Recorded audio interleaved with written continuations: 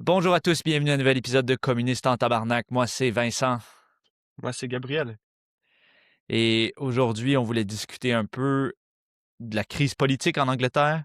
Il n'y a pas Oui. énormément de couverture sur ça dans les médias francophones, mais c'est quand même assez intense ce qui est en train de se produire ici en Angleterre. Et puis nous, on a un certain... Bon, on est un peu aux premières lignes ici d'une certaine manière. Euh, donc, au niveau de la crise politique, ce qui se passe immédiatement en ce moment, c'est que le premier ministre du Parti travailliste, Keir Starmer, suite à des élections locales ou municipales, disons, qui ont été désastreuses pour le Parti travailliste, avec le premier ministre qui est à des taux de popularité des plus bas de l'histoire moderne, fait face maintenant à plusieurs défis à son leadership, à sa direction.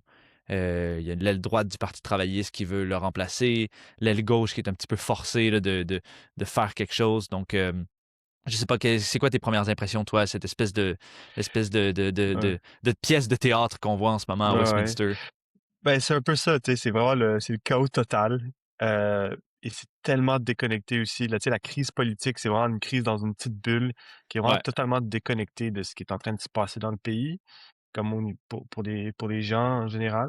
Mhm, Et mhm. je pense qu'aujourd'hui, notre discussion peut servir un petit peu de donner un petit peu une explication marxiste sur ce qui est vraiment en train de se passer. Qu'est-ce qui est derrière réellement cette crise politique? Donc peut-être tu Ouais. peux commencer, peut-être par, on peut peut-être commencer par prendre quelques pas de recul, puis peut-être tu peux nous expliquer un petit peu c'est quoi le contexte un peu plus large au Royaume-Uni qui explique cette crise. Ouais. Ben, en général, au niveau économique, bon, l'Angleterre est un pays impérialiste en déclin depuis plus d'un siècle, tu sais. Ça, c'est évident.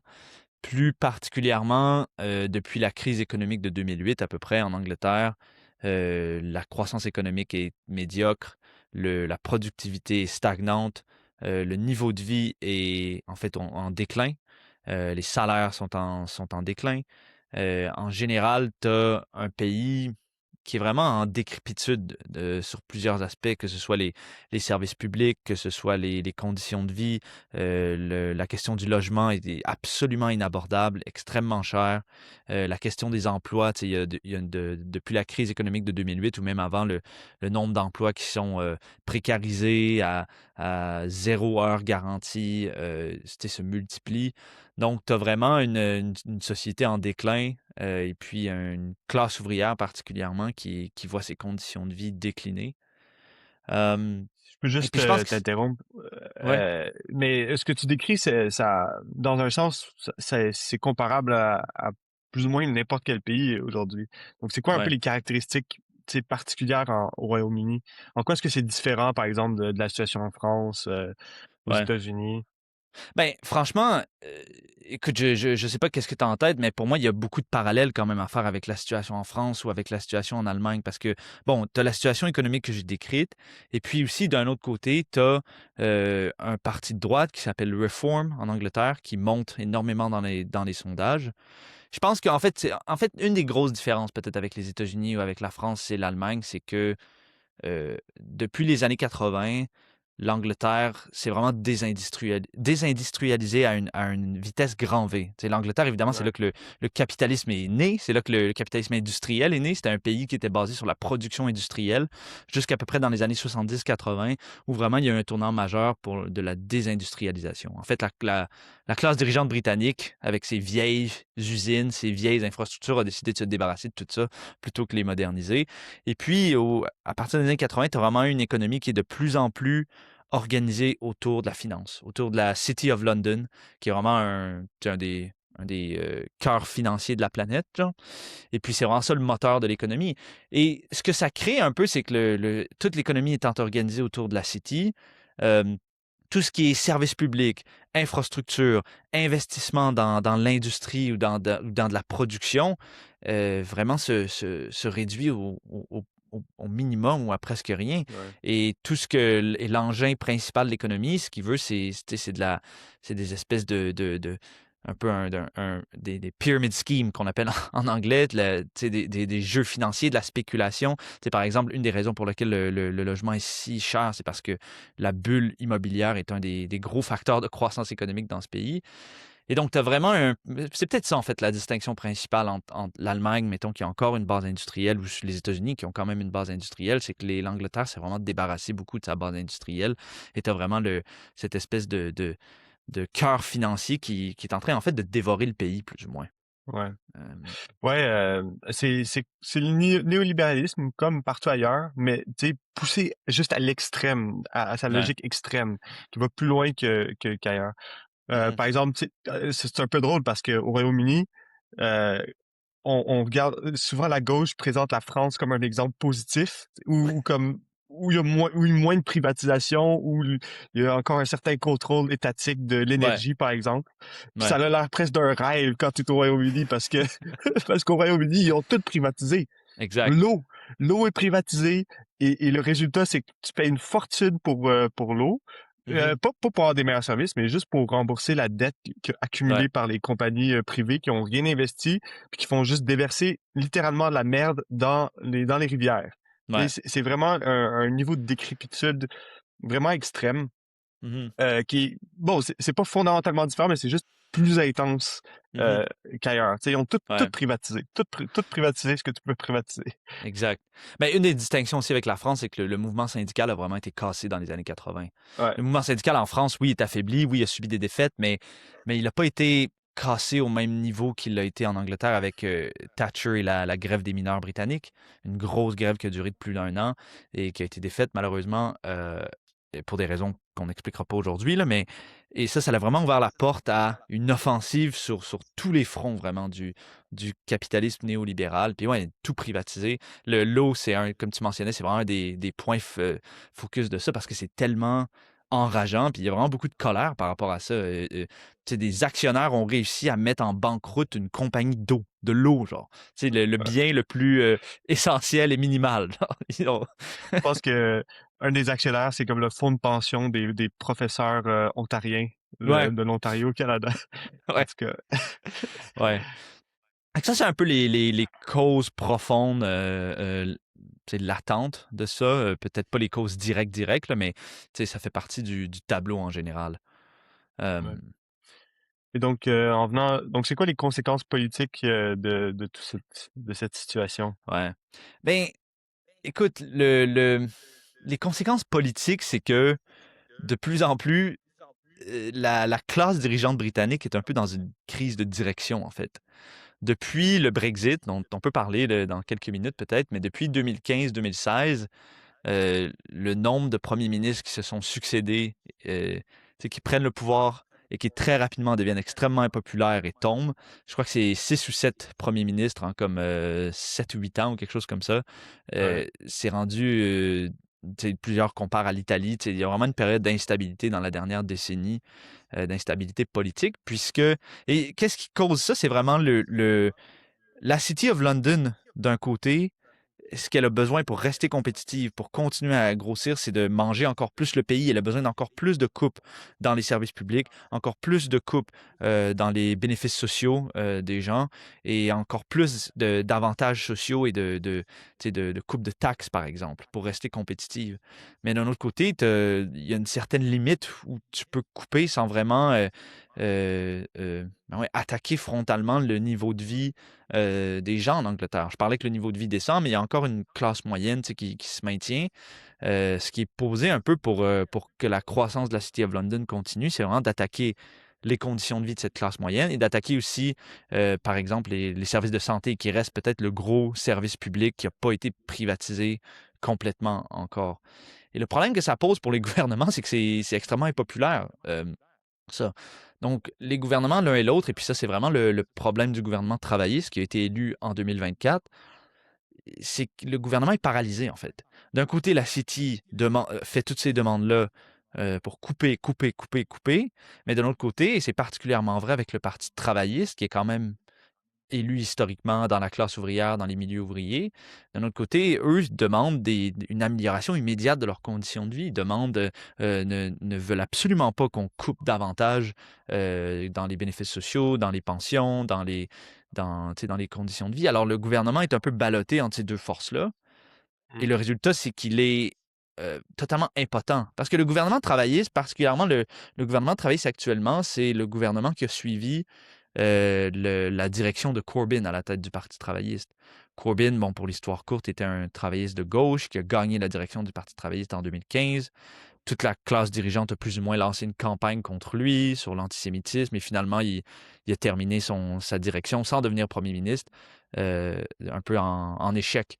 Et la nouvelle garde du Parti travailliste qui est arrivée, qui est Starmer, qui est celui qui dirige le Royaume-Uni, c'est vraiment ceux qui ont dit ah, nous, on va vraiment rompre avec la gauche. On est des. Tu sais, vraiment essayer de prouver aux capitalistes qui sont tu sais, qui vont manager le capitalisme correctement, Ouais. respectablement, qu'ils n'ont rien à voir On est avec des le bons corbynisme. bureaucrates. Exact, On est des bons exact. bureaucrates Ouais, bien, ouais, ouais. bien Mais carrés. pour ça, tu vois, il faut qu'ils aillent contre les aspirations de la base du Parti travailliste pour satisfaire les demandes ou même pour prouver à la City of London qui sont ben voilà, des bons managers. Ouais. Une des mesures qui a rendu ce gouvernement le plus impopulaire, c'est très tôt dans leur mandat, en 2024, ils ont annoncé la coupe euh, de, euh, de subventions pour l'énergie aux retraités.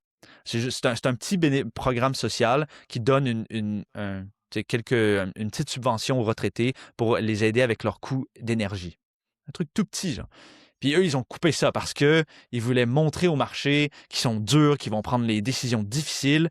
Mais ça a été un total échec puisqu'il y a eu un énorme backlash dans la société, en fait, au sein des gens qui soutiennent le Parti travailliste, mais aussi plus largement, genre, pourquoi vous vous attaquez aux retraités Aux pauvres? retraités, ouais.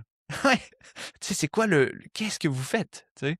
Et Ouais, donc, et franchement, depuis cette mesure-là, ils ont eu beaucoup de misère, en fait, ben, ils se sont pas ouais, vraiment relevés, là. ouais. Ouais.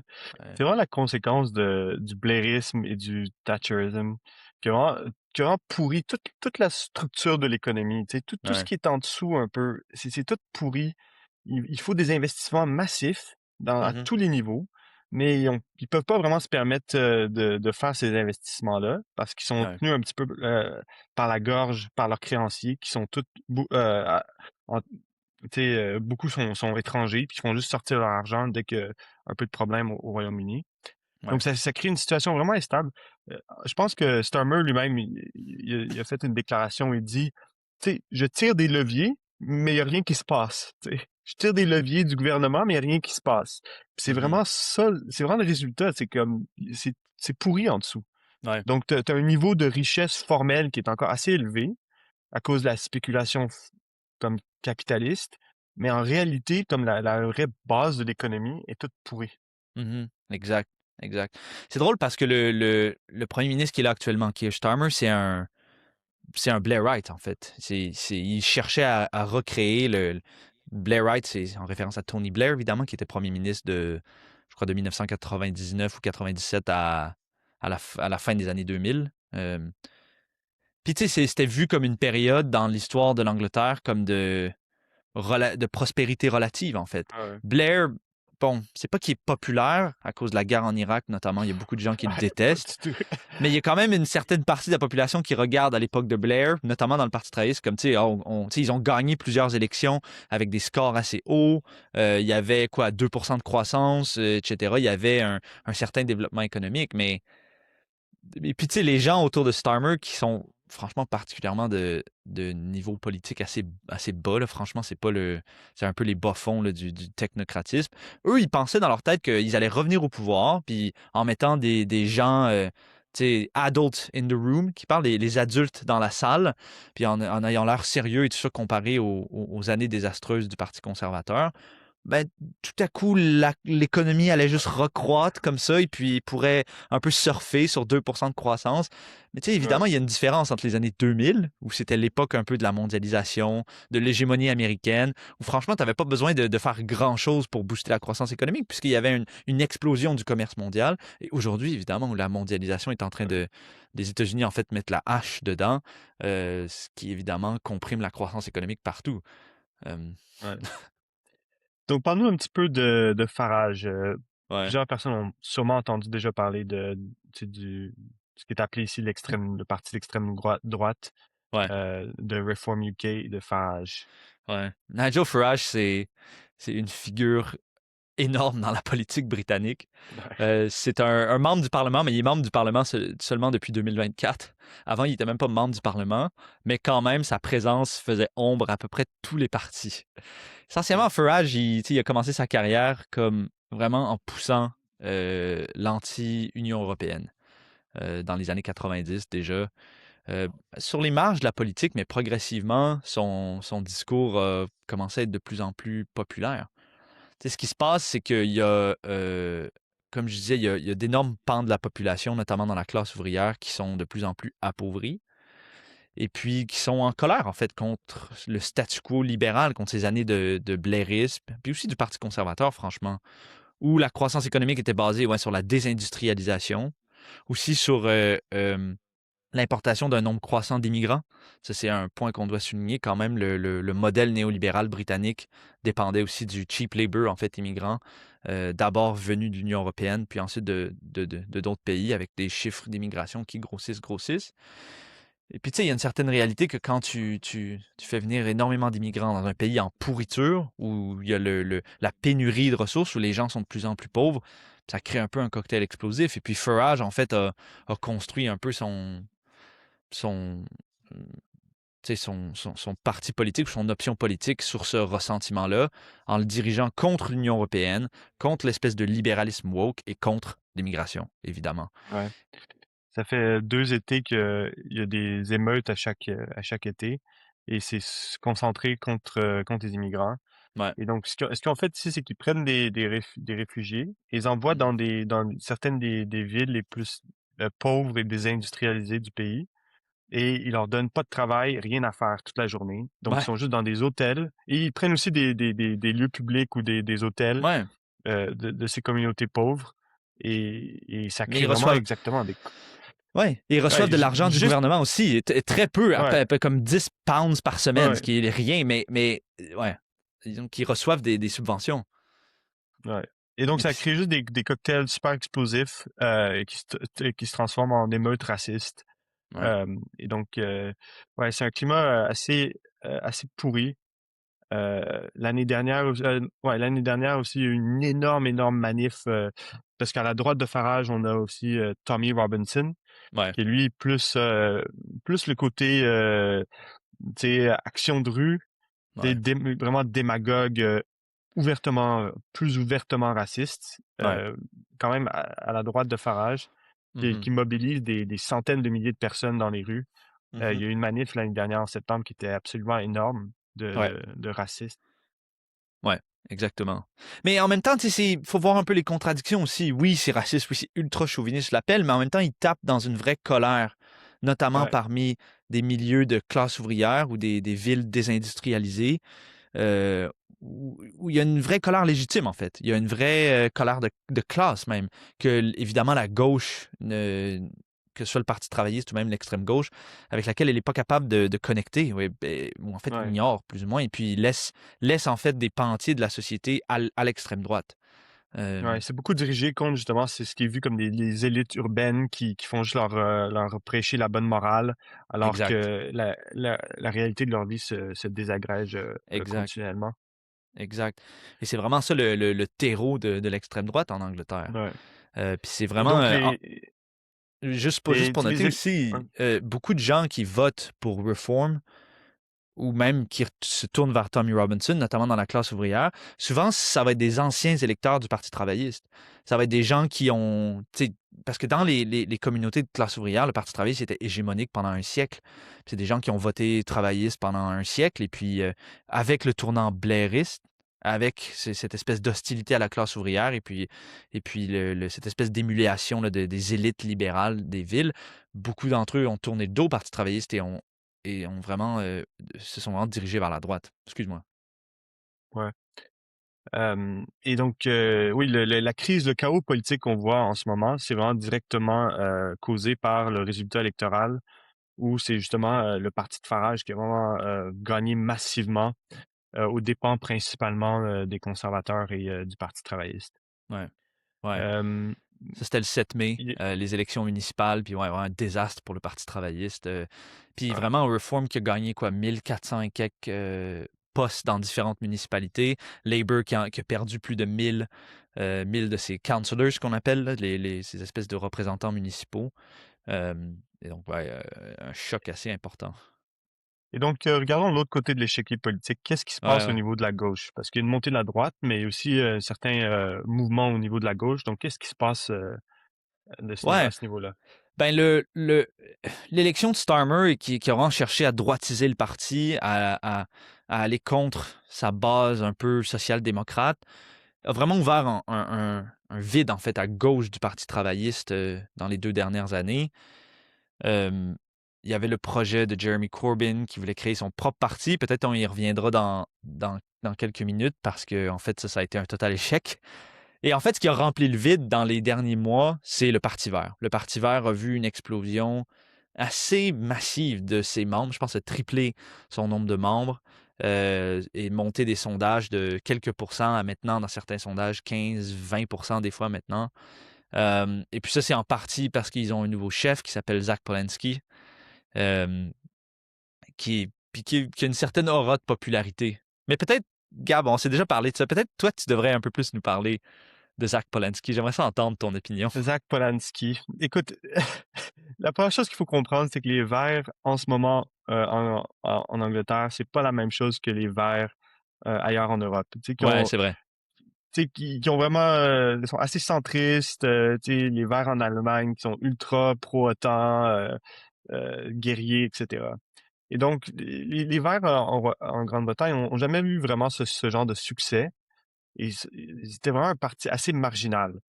Et ce que Zach Polanski a fait, c'est qu'il a pris un peu le contrôle du parti, puis il l'a tourné vraiment dans une direction de gauche populiste, plus critique de l'OTAN.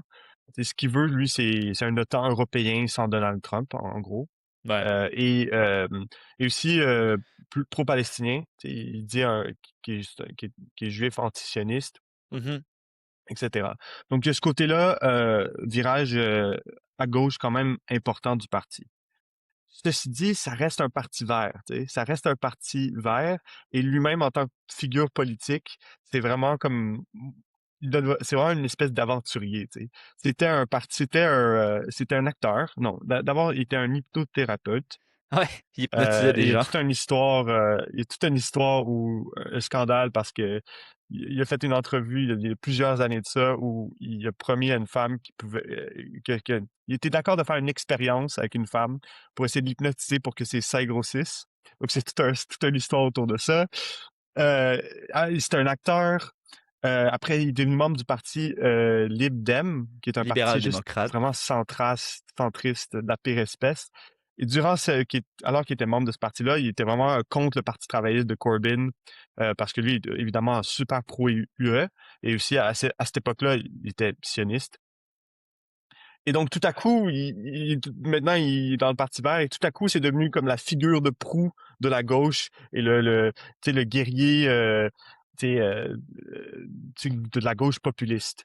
Et donc, tu Mhm. vois un petit peu le genre de type. Tu sais, aussi, il a jamais pris d'alcool de sa vie. Il prend pas l'avion par Ouais, principe. c'est un vegan. Et ouais, vegan qui vivait dans un bateau jusqu'à récemment, qui maintenant a des problèmes d'impôts. En tout cas, donc c'est un petit peu un personnage, disons, euh, Toi, t'es pas un gros pas tout à fan, si je fait. comprends. Ben, disons que pour l'espoir de la gauche, je Ouais, pense qu'on peut trouver mieux. Tu sais, je pense qu'on peut ouais, trouver quelqu'un d'un peu plus solide comme vraie alternative à Farage. ouais, ouais, Mais la réalité, c'est que il y a quand même un énorme mouvement et énormément d'illusions derrière le Parti vert. Il y a beaucoup d'appui. ouais. Mais toi, qu'est-ce que tu dirais qu'est-ce que tu en penses toi, au niveau des possibilités du Parti vert de vraiment se poser en tant qu'alternative à Farage? Mais c'est, au Québec, on dit un peu broche à foin. C'est comme si ce n'est pas tellement sérieux. Prendre Mélenchon en France. On a nos propres critiques de Mélenchon. On n'est pas des supporters de Mélenchon. Mais tu dois reconnaître que Mélenchon a une vraie théorie derrière son mouvement, une Ouais. vraie compréhension politique du moment en France et à l'international, puis une certaine cohérence. Même si tu aimes pas le mec, il faut que tu reconnaisses ça. Zach Polanski, un peu comme tu l'as décrit, il n'y a rien de ça, en fait. Il a été Ouais. intelligent politiquement parce qu'il a bien vu qu'il y avait un vide à gauche. Puis en fait, ce qu'il a fait, c'est qu'il a plus ou moins pris des éléments du programme travailliste traditionnel, c'est taxer les riches, nationaliser certaines compagnies publiques et tout ça. Puis il a repris ça pour son compte. Alors, il est en train de prendre beaucoup de votes du Parti travailliste, la gauche déçue du Parti travailliste. Mais dès que tu commences à pousser un peu derrière la surface, un peu de son Ouais. idée, c'est du vide total. C'est une Ouais. incohérence aussi. Il est à la fois dans les taxer les riches, mais d'un autre côté, ouais, c'est un écologiste, et puis il y a encore une base comme écologiste un peu zinzin au sein du Parti vert. Toutes sortes de politiques qui sont un peu décousues. Euh, c'est pas une option cohérente. Et l'autre truc important, pour répondre à ta question sur les chances de victoire du Parti vert, on l'a vu dans les élections locales de la semaine dernière, le Parti vert peut grossir et a grossi. Ils ont connu des succès électoraux dans les élections locales, mais c'est seulement dans certaines villes et dans certains quartiers, même de certaines villes, où tu as une concentration importante soit d'immigrants qui, évidemment, ont peur de reform, puis ils cherchent une option contre reform, ou alors d'étudiants ou de classe moyenne, de gens plus éduqués. Et donc, et c'est ça un peu la base un peu du Parti vert à date. Le Parti vert ne peut pas, en tout cas sous sa forme actuelle, ne peut pas percer dans les régions industrielles ou post-industrielles, mettons au Pays de Galles, dans le nord de l'Angleterre, en Écosse, mettons, où jamais ça ne va fonctionner, parce que le Parti vert a encore toutes ces politiques-là contre l'exploitation du pétrole, pour des taxes sur l'essence, pour limiter les voitures. Dans ces régions-là, C'est comme ça ne va jamais c'est marcher. la pire caricature. C'est la pire caricature de gauchiste. C'est ça le Ouais, problème. Tu sais, ouais. c'est tout. Les véganes en vélo, c'est un peu ça. Ça ne Ouais. marche pas dans les milieux ouvriers. Il peut Et pas, donc, il prend pas l'avion en principe. Tu sais. Il voulait faire une conférence de presse avec Mamdani, mais il peut pas parce qu'il peut pas aller à New York parce qu'il peut pas prendre l'avion. Puis j'imagine qu'il y a pas 2 semaines à perdre à prendre un bateau. le bateau. Mais tu sais, ça fait juste pas très sérieux, tu sais. Ça fait pas Non, très non, non, sérieux. C'est pas comme une non. alternative, comme voici, on a un plan pour diriger le pays. Ça fait Ouais, vraiment comme projet gauchiste, libéral, ouais, tu sais. Puis le slogan principal, c'est euh, l'espoir. Tu sais, ouais, l'espoir est de retour. Puis ouais, c'est juste, donc c'est totalement creux, tu sais. ouais. C'est juste, puis c'est vraiment ça. En fait, c'est d'essayer de donner de l'espoir à la gauche qui est un peu en panique avec la montée de Farage. Mais c'est Exact. pas un vrai plan, une vraie alternative. Non. Puis en fait, c'est que quand tu regardes politiquement, c'est vraiment un peu une dernière tentative du libéralisme un peu de se régénérer. C'est le Ouais, libéralisme un peu qu'on a vu des 30 dernières années, mais vraiment souvent poussé à l'extrême et même à certains pans idéalistes.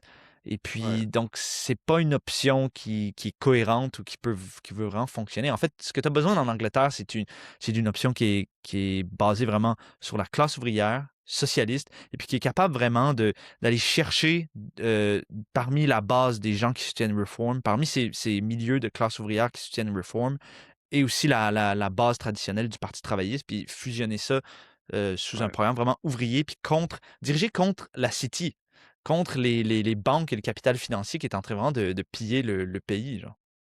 ouais. Et Ouais. aussi combiner c'est l'appui urbain un petit peu des éléments de la petite bourgeoisie déclassée, Ouais, jeunes, radicaux, avec les secteurs des minorités, parce qu'il y a énormément de minorités aussi en bien Grande-Bretagne, sûr. et Ouais, combiner ça justement avec ces éléments plus ouais, ouvriers. ouais, Et donc, exact. est-ce que c'est ce que Your Party essayait de faire, le projet de Jerry Ouais. Corbyn? C'était ça Écoute, le plan? il y a un aspect que la popularité de Zach Polanski vient aussi du fait que dans les dernières années ou deux en Angleterre, il y a eu certaines tentatives de construire des trucs de gauche. Ça a totalement foiré. Puis c'est un peu un peu les restants de ça. Puis Ouais, tu sais, la raison pour laquelle beaucoup de gens de gauche, même si tiennent le Parti vert aujourd'hui, c'est pas nécessairement qu'ils trouvent que le Parti vert c'est génial, mais c'est comme c'est ce qu'on pas a. d'option. Voilà, il n'y a pas d'autre option. Non, Your Party, ça a été un total désastre. Puis nous, moi-même, toi, on a participé à cette expérience-là de manière assez soutenue. Euh, et puis, zéro. Un zéro impact. Ça a été vraiment un désastre. Écoute, ce projet-là a commencé l'été dernier. Il a suscité beaucoup de popularité. Tu sais, les gens répètent 800 000 personnes s'étaient enregistrées pour poursuivre les développements du parti. Bon, peut-être ça aurait été moins au final, mais il y avait un potentiel de construire un parti de peut-être quelques centaines de milliers de membres. Puis sur une base assez de gauche socialiste, bon, traditionnelle, travailliste, mais quand même socialiste et puis pro-Palestine, etc. Mais en fait, la direction du parti qui était des Jeremy Corbyn et les gens autour de lui ont vraiment cherché à, eux, ce qu'ils voulaient, c'était vraiment construire un genre de parti travailliste 2.0 où Corbyn serait la figure centrale et où tout serait contrôlé autour de Corbyn. Un genre de mémorial, en fait, à Corbyn, d'une Ouais, certaine ouais. manière. Et Ouais, puis, de recréer la magie ouais, du moment Corbyn. de Corbyn de 2015, mais en dehors du Parti travailliste, sans la Ouais. base du Parti travailliste, et aussi sans l'enthousiasme. Tu sais. Ouais. Mais Et- c'est en fait ce que Corbyn voulait vraiment. C'est qu'il lui, il voulait encore être dans le Parti travailliste. bien Il s'est sûr. fait mettre dehors Ouais, par Starmer, mais lui, il avait aucune intention de quitter le Parti travailliste. Et franchement, il avait aussi aucune intention de créer une alternative au Parti travailliste. non. Mais il était vraiment forcé par les circonstances parce que avec Farage qui monte, il y avait vraiment de la pression à gauche qu'il fallait une autre alternative. Il fallait une alternative. Et Ouais. donc, Corbyn, comme le pape un peu de la gauche britannique, a été vraiment forcé, puis littéralement, parce que c'est une autre députée qui a fait l'annonce que elle et lui allaient lancer un projet ensemble, alors que c'était pas du tout, tu sais, ils n'avaient pas du tout d'accord. Et c'est ce qui a un petit peu donné le rythme à tout le projet, c'est que dès le début, tu sais, il n'y avait pas vraiment un accord sur qu'est-ce qu'il allait faire. Et tout de suite, il y a des Mhm. grosses disputes au niveau de la direction. Ceci dit, bon, beaucoup des disputes sont totalement c'est vraiment sans intérêt, là. C'est comme qui a lancé le site web et tu sais, des conneries comme ça.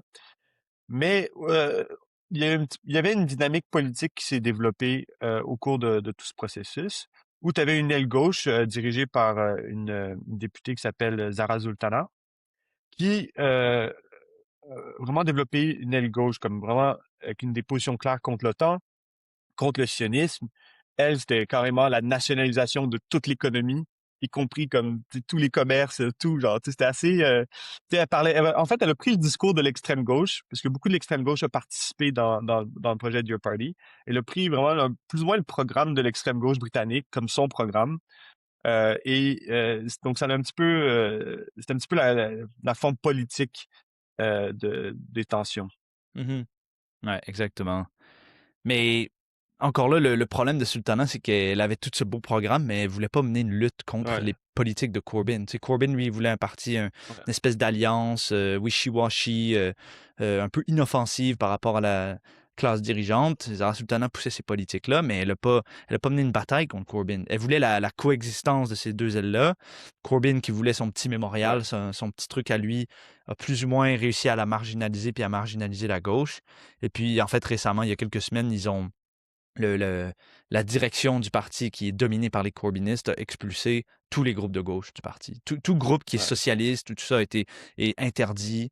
Et ça a vraiment un peu marqué le point où non seulement la gauche organisée, mais aussi tout le monde qui était un peu gauche radicale, peut-être pas nécessairement membre d'un petit ouais. groupe, un peu commençait à partir de ce parti, là. Le problème, c'était ça, c'est que tous les éléments dynamiques du mouvement, c'était ceux qui voulaient vraiment construire une alternative socialiste Ouais. au Parti vert. Mais la Mhm. direction n'avait aucun intérêt euh, à vraiment construire un parti sur cette base-là. Et ce Non. qu'ils ont fait, c'est qu'ils ont préféré saboter le mouvement totalement, Ouais. saboter le parti, puis le vider de toute son énergie que Ouais. de construire une alternative. Ouais. Mais je pense en fait que Corbyn est pas fâché que ce soit Zach Polanski qui a un peu volé sa place Ouais, ouais. de roi de la gauche un peu, hein, parce que franchement, Corbyn, il s'est retrouvé, si on retourne en 2015, il s'est retrouvé comme dirigeant de la gauche britannique, malgré lui, hein. Lui, c'était un backbencher qu'on appelle en Angleterre, c'est-à-dire un député qui est vraiment à l'arrière-scène, tu sais, qui n'est pas responsable de quoi que ce soit. Il fait ses déclarations de temps en temps. Oui, les droits humains, oui, la guerre, c'est pas bien, oui, l'austérité, c'est pas bien. Ouais, Il fait ses petits trucs dans sa circonscription et puis Tu sais, lui, ça l'arrangeait, genre. Puis c'est ça, franchement, qu'il veut, Ouais. genre. Je pense pas qu'il voulait diriger la gauche. Alors, je pense qu'il est pas mécontent, en fait. Tu sais, il a 76 ans, le mec. Je pense qu'il est plus intéressé à lire de la poésie et puis parler en général de culture et tout ça que de vraiment mener une Ouais, ouais, bataille contre la j'imagine. classe dirigeante.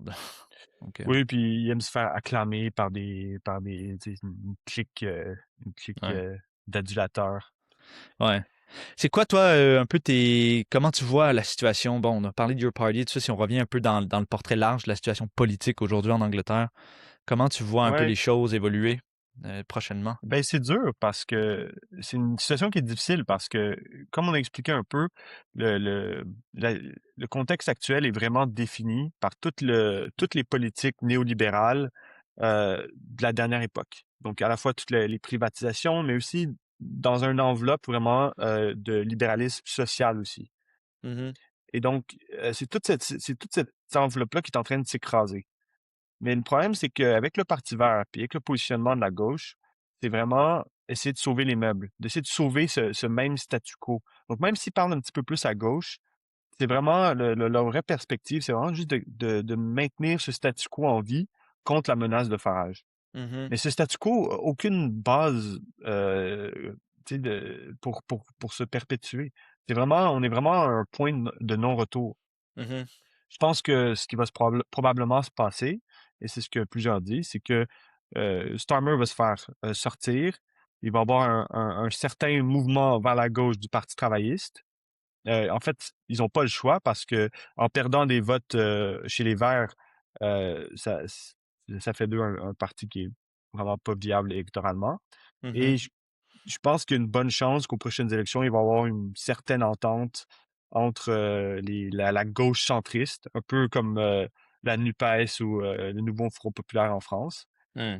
Mais le résultat de tout ça, ça va juste être tu sais, de donner l'argument à Farage que regarde, voici, ça, c'est toutes les forces du statu quo. Si vous voulez une vraie rupture radicale, votez pour moi. Ouais. Donc, je pense que c'est une situation assez dangereuse. Ouais.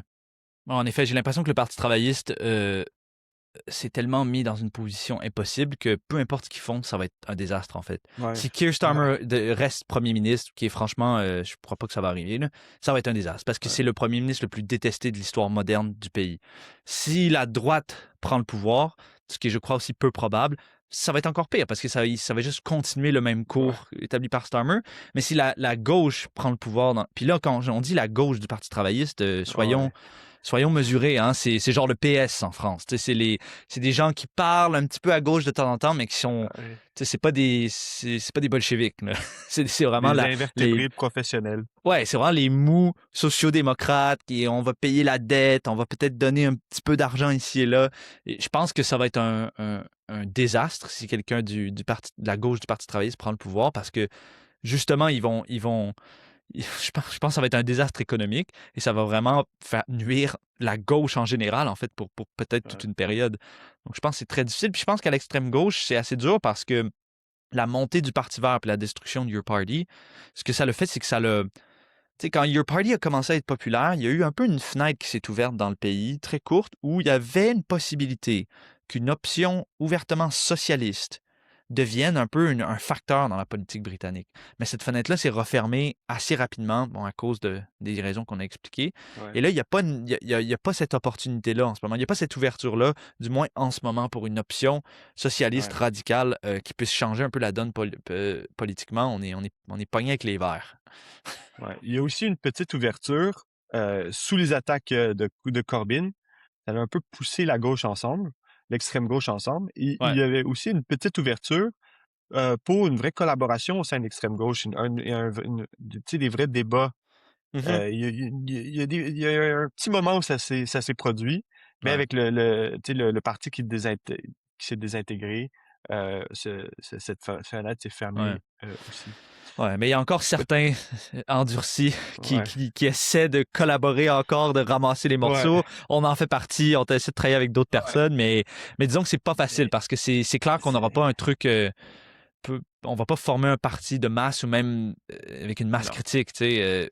non. Fait qu'on est un peu à l'étape un peu. Mais je dirais pas retourner à la case départ, là, mais un petit peu dans le sens qu'il faut vraiment chercher Préparé. à préparer, à mettre les gauchistes ensemble pour qu'on puisse débattre d'un programme politique puis des leçons à tirer de ça.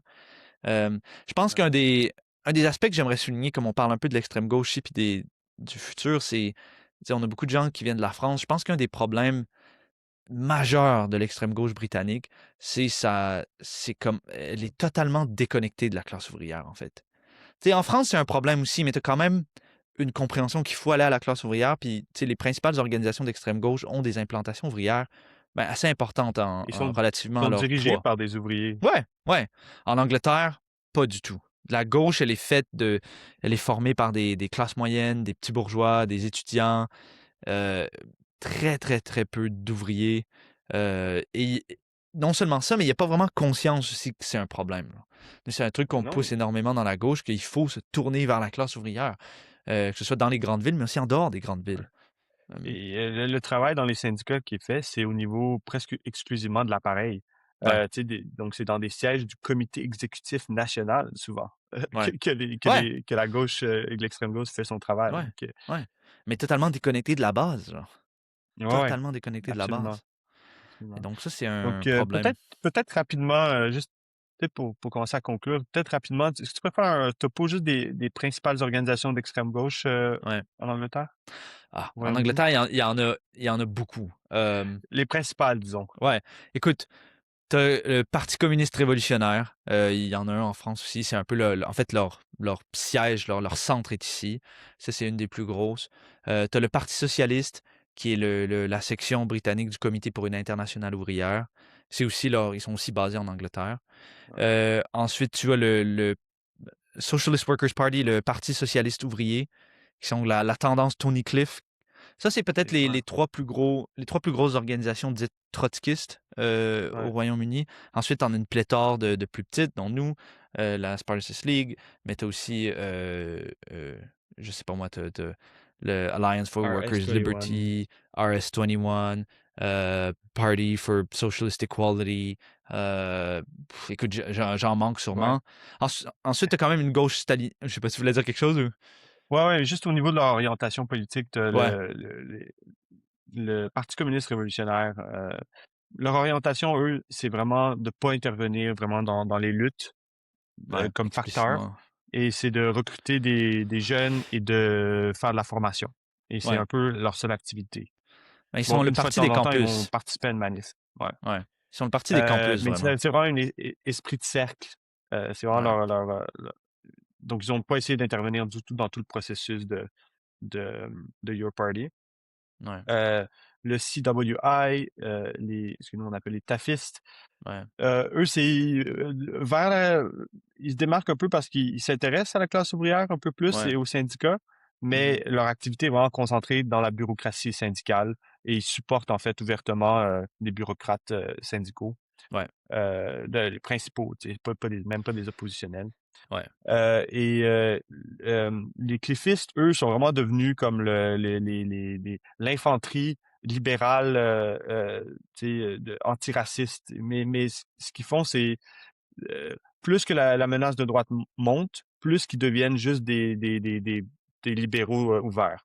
Et donc, ils ont organisé une grosse marche à Londres contre le racisme, mais c'est vraiment explicitement sur une base front populiste Ouais. où l'idée c'était d'avoir tu sais, même le Parti travailliste dans la coalition. Tu sais, c'était vraiment Ouais. Le de mettre le gouvernement. niveau tellement bas que n'importe qui, comme tu sais, à la droite, à la gauche de Starmer pouvait embarquer. Ouais, ouais, ouais.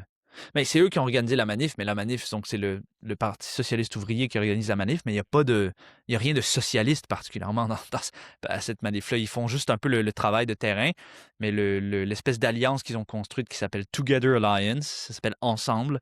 Tu sais, c'est un truc totalement libéral, euh, Ouais. ouais, totalement inoffensif, et puis c'est tout le statu quo contre Farage. Donc ils jouent vraiment un rôle, je crois, assez pernicieux. Ouais, le Socialist Party, bon, t'as encore une gauche stalinienne, mais franchement, on la voit pas tant que ça. Tu sais, t'as encore le Mais, Parti communiste, qui a certains postes dans les syndicats. Bon, t'as des maoïstes qu'on voit le 1er mai le plus souvent, là. ouais, Mais mais c'est minuscule tout ça, là. ouais, ouais, ouais, ouais, en effet. Ouais. Donc, Mais donc, c'est un peu ça, je pense que l'extrême gauche est extrêmement faible. Euh, Tu sais, les plus gros, peut-être le PCR va avoir quoi, 1300 membres, quelque chose comme ça, ce qui n'est pas Ouais. rien, mais qui est... Mais si on compare surtout avec le Québec, par exemple, tu sais, Ah ouais, l'extrême gauche est beaucoup plus forte. Mais tu sais, c'est pas qu'elle est pas, c'est pas, tu sais, il y a quand même les nombres sont pas insignifiants, mais au niveau mhm, de poids politique, c'est ouais, très faible. Tu sais, dans les ouais, luttes, ça compte pas mhm, beaucoup quand ouais, ça vient aux luttes sociales. ouais, en effet. En effet. Pour nous, on lutte vraiment pour une réorientation de la gauche en général vers la classe ouvrière, contre le libéralisme, et puis on cherche à collaborer dans ces différentes initiatives, puis pousser ces lignes-là le plus possible. En fait, le Ouais, statu quo dans l'extrême gauche peut vraiment pas durer. Genre, ça ne marche pas un peu ce que l'extrême gauche fait en ce moment, là, ouais, ça ne fonctionne pas. ouais. Ouais, On insiste aussi, nous, sur le travail syndical aussi, ouais, d'essayer de reconstruire les syndicats qui sont devenus comment des coquilles vides, mm, des appareils tu sais, vraiment très peu d'influence même au niveau de leurs propres membres. Donc nous, on mhm, encourage vraiment tu sais, le travail syndical sérieux pour commencer à vraiment reconstruire l'influence de l'extrême gauche parmi les travailleurs. mhm, mhm. Ouais, exact. Donc, on va voir qu'est-ce qui sort du cirque à OK. Westminster.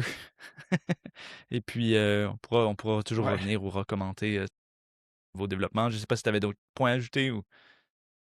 Non, non, je pense que ça fait le tour. Ben écoute, suivez-nous, suivez la chaîne, partagez la vidéo, ajoutez vos commentaires aussi, on les lit tous. Et puis likez si vous aimez. Et puis on se revoit très bientôt. Salut! Salut!